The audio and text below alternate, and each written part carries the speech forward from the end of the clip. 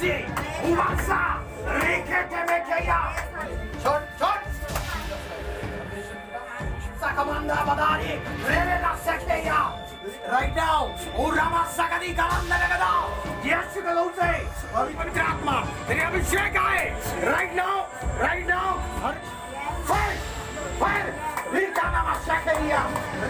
Çot.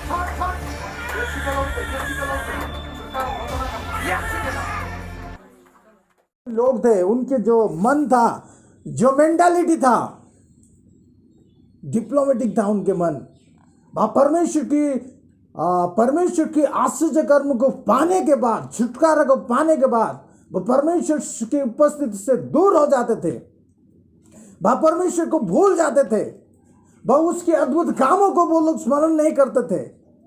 और उस बेतसाइदा के लोगों ने बहुत सारे आश्चर्य कर्म को देखा. यीशु के द्वारा चिन्ह चमत्कार उन लोगों के जीवन में हुआ. अंधा व्यक्ति छुटकारा पाए, लंगड़ा चला, मुर्दा जिंदा हुआ. ऐसे अनेक बीमारी यीशु मसीह ने बेतसाइदा के लोगों के लिए किया. लेकिन वो सारे लोग छुटकारा पाने के बाद यीशु मसीह के पुकारों को भूल गए. चंगाई को पाने के बाद यीशु मसीह को भूल गए और फिर से अपनी इच्छा के अनुसार वो लोग जीवन बिताने लगे. इसलिए यीशु मसीह बेतसाइदा के स्थानों को श्रापित ठहराया है. और यही स्थानों से एक अंधा व्यक्ति यीशु मसीह के पास आता है. हालेलुया. वो ये अंधा व्यक्ति यीशु मसीह के पास विनती करने लगता है कि हे प्रभु, मेरी आंखों को तू छू ले ताकि मैं चंगा हो सकूं. और यीशु मसीह जानता था कि बेतसाइदा का जो नगर है वो श्रापित नगर है. जितने लोग आशीष को पाते हैं, छुटकारे को पाते हैं, वह चंगाई को पाते हैं, वो सारे लोग भीड़ से बेतसाइदा को जाने के बाद वो अपनी छुटकारा को खो देते हैं. हालेलुया. इसलिए यीशु मसीह बोलता है उसको, उस बेतसाइदा, उस नगर से, गांव से उसको बाहर लेके आता है. हालेलुया. और जब बाहर लेकर आता है तो यीशु मसीह उसको स्पर्श करता है. और जब स्पर्श करता है तो वो देखने लगता है कि मनुष्य के समान, पेड़ के समान दिखाई देता है. उसके साफ दिखाई नहीं देने के कारण वो विनती करता है कि मुझे अच्छे से तूने कि क्या घर चंगाई दे. फिर से उसके आंखों को माने स्पर्श करता है. हालेलुया. सम टाइम ने कि हमको नहीं क्या करना पता है, यू नीड यानी कि गॉड्स द सेकंड टच. हमको कभी नहीं कि एक बार हमको यीशु मसीह स्पर्श करने से हमारे जीवन में छुटकारा नहीं मिलता है. कभी दूसरे माने स्पर्श की आपकी जरूरत होता है. कभी दूसरे प्रार्थना की आपको जरूरत होता है. कभी एक प्रार्थना फास्टिंग में आपके जीवन में छुटकारा नहीं मिलता है तो आपको दोबारा फास्टिंग करके परमेश्वर की उपस्थिति में ठहरना पड़ता है. पहले जब हम एक जहां स्थानों में जाते हैं तो बहुत सारे लोग कम छुटकारा पाते हैं. अब दूसरे स्थान जब हम आते हैं तो पूरी रीति से उनके जीवन में क्या हो जाता है, छुटकारा हो जाता है. उसका मतलब यीशु मसीह उनको अंश में उन लोगों को छुटकारा देना चाहता है. कभी लोगों को डायरेक्ट छुटकारा मिल जाता है, कभी उनको स्लोली वो प्रोसेस में रहता है उनको छुटकारा मिलने के लिए. और इससे अंधा व्यक्ति जो बेतसाइदा का लोग इतने शक्ति का काम किए, इतने अद्भुत काम करते थे पर यीशु मसीह उस जगह के लोगों के लिए, लेकिन कोई भी मन फेरा कर प्रभु की यीशु मसीह के पीछे चलने वाला नहीं था. इसलिए उस स्थान को यीशु मसीह ने श्राप दिया था. और जानता था कि ये व्यक्ति, जो अंधा व्यक्ति छुटकारा पाकर फिर से वो श्रापित नगर में जाएगा तो फिर से वो छुटकारा को वो खो देगा. इसलिए यीशु मसीह ने उसको बोला, पाँव भी इस नगर में आप मत रखना. हालेलुया.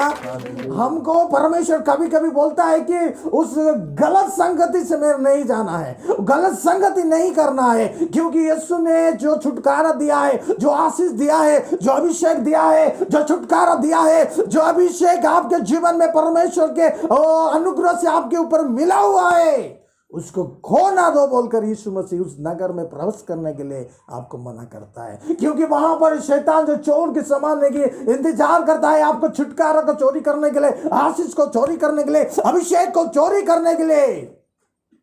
इसलिए यीशु मसीह बोलता है उस जगह में दोबारा मत जाना. आपको छुटकारा हमेशा के लिए अपने जीवन में रखने के लिए यीशु मसीह के वचन के अनुसार यीशु मसीह जैसे बोलता है वैसे अगर अपने जीवन को बिताओगे तो हम हमेशा यीशु मसीह के छुटकारा को लेकर हम चलने वाले व्यक्ति हो सकते हैं। हालेलुया।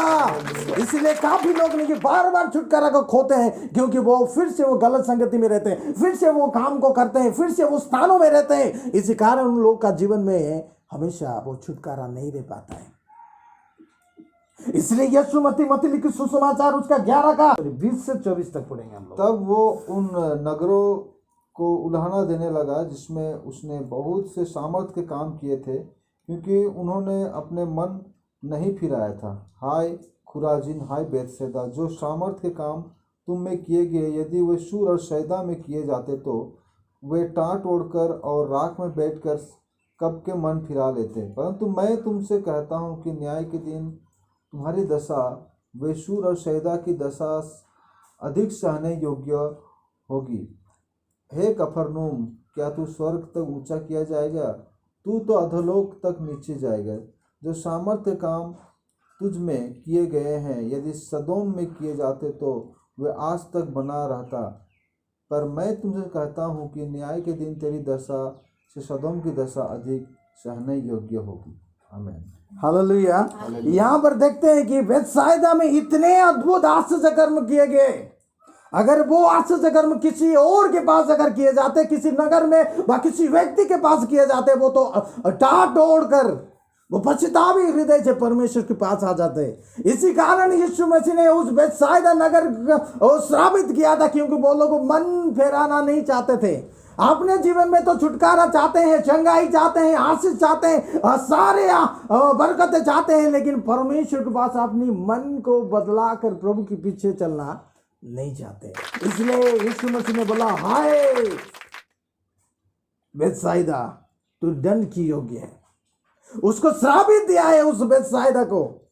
आज हमारे जीवन को, आशीष को, छुटकारा को, चंगाई को पाने के लिए उस संगति को छोड़ना होगा, उस जगह को छोड़ना होगा।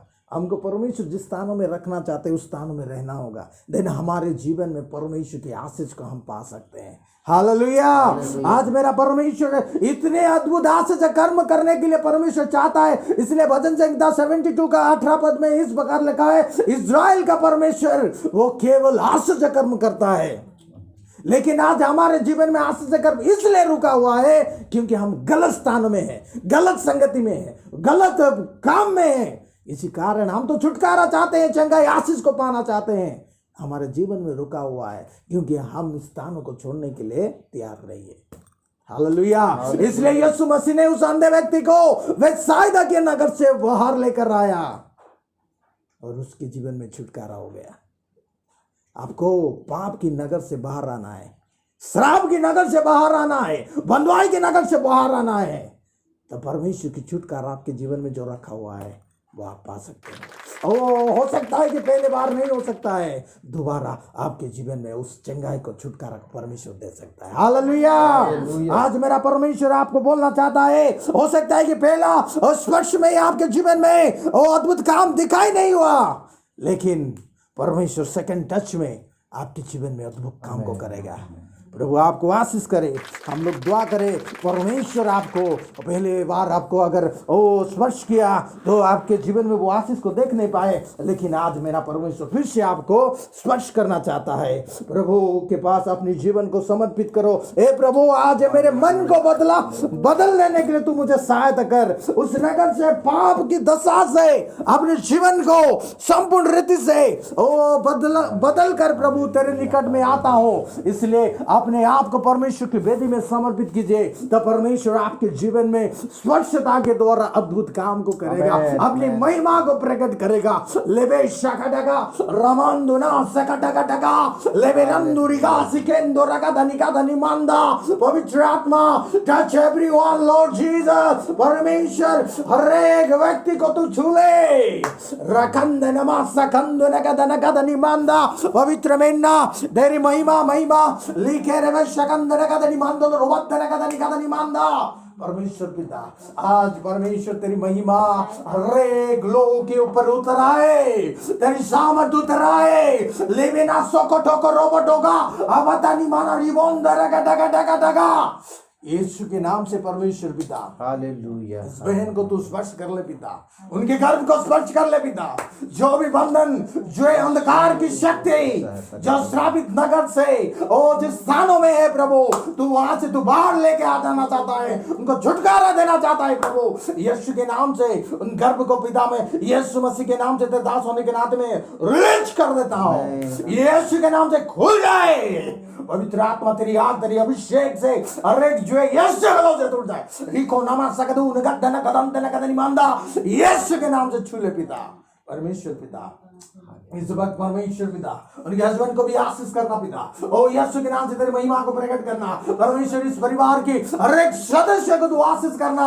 आज इस कलीसिया को यीशु के नाम में आशीष करना, ताकि परमेश्वर पिता मन को परिवर्तन करके प्रभु जब तेरे पीछे चलता है वो उसके जीवन में तो अद्भुत कामों को प्रकट करता है प्रभु। धन्यवाद देता हूँ, तेरे हाथों में सौंपता हूं। उपस्थिति हर एक जन को तू आशीष करना। धन्यवाद के साथ यीशु के नाम से मांगते हैं, आमीन।